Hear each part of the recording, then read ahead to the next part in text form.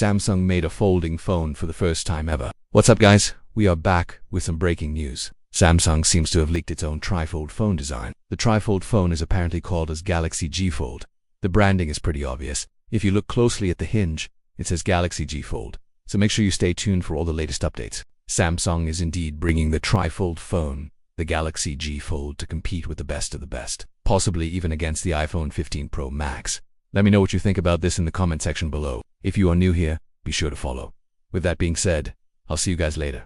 Peace out. Now, this is not a prototype. This is not a concept. This is an actual early look at the upcoming trifold beast from Samsung. And well, apparently this is how the phone is supposed to look. It's gonna unveil next week. We've got the latest One UI 8 build update. This is the second release candidate that is rolling out to the public. And if you look at the changelog, there is a new feature called swipe gestures for two-way actions. It basically lets you use swipe gestures to perform certain actions depending on how you swipe. For example, you can swipe up to play or pause media and swipe right to skip to the next track. And then when you swipe left, it will go to the previous track. There is also another option called double tap to go to the next track and double tap to pause. So basically you can control your media playback with these gestures. And of course these actions can be customized based on your preference. Along with this, we've got new emojis, more optimization, and general bug fixes. But let's talk about the main thing.